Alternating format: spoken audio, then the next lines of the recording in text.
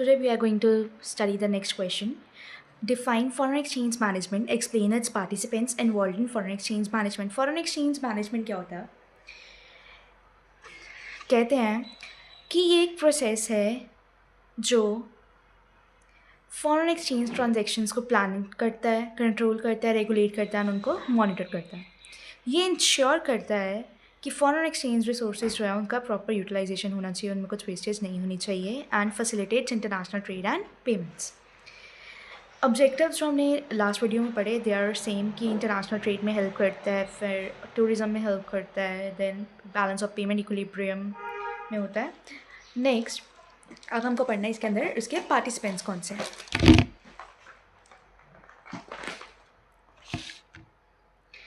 So first participant होता क्या है, जो फॉरेन एक्सचेंज ट्रांजेक्शन्स में करेंसी को बाय करते हैं, सेल करते हैं, रेगुलेट करते हैं.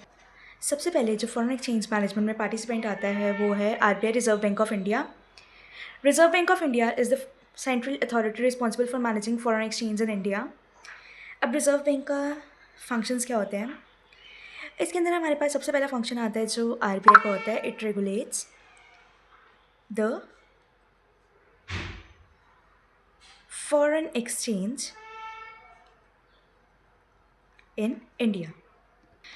सेकेंड फंक्शन होता है इसका जो ये पॉलिसीज़ बनाता है, फेमा की. थर्ड फंक्शन फेमा के प्रोविजंस. एंड ऐसे ही जो RBI है ये कंट्रोल करता है हमारी कंट्री में फॉरेन एक्सचेंज को. सेकेंड हमारे पास जो पार्टिसिपेंट आता है वो है कमर्शियल बैंक. कमर्शियल बैंक होते हैं जो मोस्ट एक्टिव पार्टिसिपेंट्स होते हैं फॉरेन एक्सचेंज मैनेजमेंट में. इनके फंक्शंस क्या होते हैं, सबसे पहले तो इनका फंक्शन होता है करेंसी को बाय एंड सेल करना. Then they provide services. कौन से सर्विसेज? To the customers. कौन सी सर्विसेज होती है? फॉरेन एक्सचेंज की करेंसी को एक करेंसी को दूसरी करेंसी में एक्सचेंज करने की service. Then we have import export की सर्विसेज. पेमेंट्स जो इम्पोर्ट एक्सपोर्ट की पेमेंट्स होती हैं उसको जो है कमर्शियल बैंक्स इनेबल करते हैं. जब एक्सपोर्ट करते हैं अपनी कंट्री में तो हम जब हम अपनी कंट्री में इंपोर्ट करते हैं तो जो पेमेंट्स होती हैं उसको उस कंट्री में कन्वर्ट करने के लिए जो कमर्शियल बैंक है वो हेल्प करता है.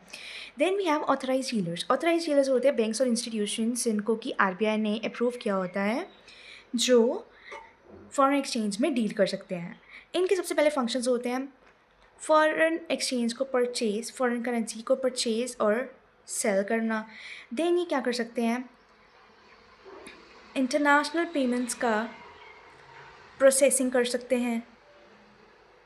देन एक्सचेंज फैसिलिटीज़ प्रोवाइड करते हैं इंपोर्ट करने की, एक्सपोर्ट करने की, टूरिस्ट को जो टूरिस्ट होते हैं उनके लिए करेंसी निकाल के देने की. ये सब काम होता है ऑथराइज डीलर्स का. Then we are going to do the next point, importers and exporters. Importers होते हैं जो लोग अपनी कंट्री में गुड्स को इम्पोर्ट करवाते हैं तो उनको जो पेमेंट है दूसरी कंट्री में करनी होती है. जैसे हमने पढ़ा इंडिया में अगर हमने इम्पोर्ट करवाया है कहाँ से, USA से, तो हम उसके करेंसी किस में, डॉलर में पेमेंट करेंगे. एंड जो एक्सपोर्टर्स होते हैं जो हमारी कंट्री से गुड्स लेके जाते हैं तो वो हमें किस में पेमेंट करेंगे, रुपीज़ में. ठीक है.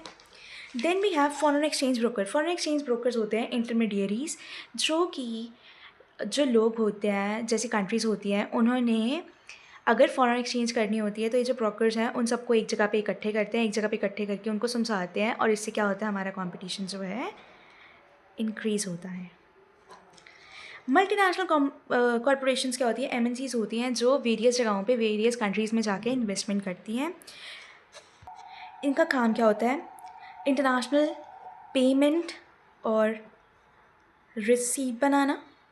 Then they invest in foreign countries. Then their next function is transfer funds between, किसमें ट्रांसफ़र करते हैं फंड्स को, subsidiaries. Okay. Then our next point is foreign institutional investors. Foreign institutional investors कौन होते हैं, फॉरेन इन्वेस्टर्स जो invest करते हैं किसके अंदर, शेयर्स के अंदर, बॉन्ड्स के अंदर या अदर फाइनेंशियल एसेट्स कंट्री के. तो इनके फंक्शंस क्या होते हैं, ये जो फॉरेन कैपिटल है अपनी कंट्री में लाते हैं, क्योंकि अगर वहाँ के लोग हमारी शेयर्स वगैरह परचेज़ करते हैं तो हमारी कंट्री में क्या होता है, फॉरेन कैपिटल आती है. Then they participate in financial market. Foreign exchange inflows को ये इंक्रीज़ करते हैं और इससे होता क्या है, जो हमारी इकोनॉमिक ग्रोथ है वो इंक्रीज़ हो जाती है. Then we have central government. Central government बहुत ज़्यादा इंपॉर्टेंट रोल प्ले करती है फॉरेन एक्सचेंज मैनेजमेंट में, क्योंकि ये पॉलिसीज़ को जो आरबीआई इम्प्लीमेंट करता है, ये पॉलिसीज़ देखती है वो सही से चल रही है या नहीं चल रही है और रेगुलेट करती है उनको. Its main function is to encourage exports. ये एक्सपोर्ट्स को इनकरेज करती है और कंट्रोल इम्पोर्ट्स जब भी नेसेसरी होता है. Individual and tourist. जब भी लोगों ने बाहर जाना होता है तो उनकी करेंसी को चेंज करना होता है, तो जो इनका मेन काम क्या होता है, लोगों की करेंसी को चेंज करना, ताकि वो दूसरी कंट्रीज़ में जाके एज अ टूरिस्ट अपनी सारे एक्सपेंसेस कर पाएँ. Then we have international financial institution. International financial institution like IMF, World Bank, इनका काम क्या होता है, जब कंट्री में किसी कंट्री में कोई फाइनेंशियल क्राइसिस आ गए हैं तो ये उनको करेंसी जो है प्रोवाइड करते हैं, ये उनको पॉलिसी एडवाइस देते हैं, ठीक है. And they help countries overcome balance of payment problems. I hope this question is made clear to you. Please like this video and subscribe to my channel for next video.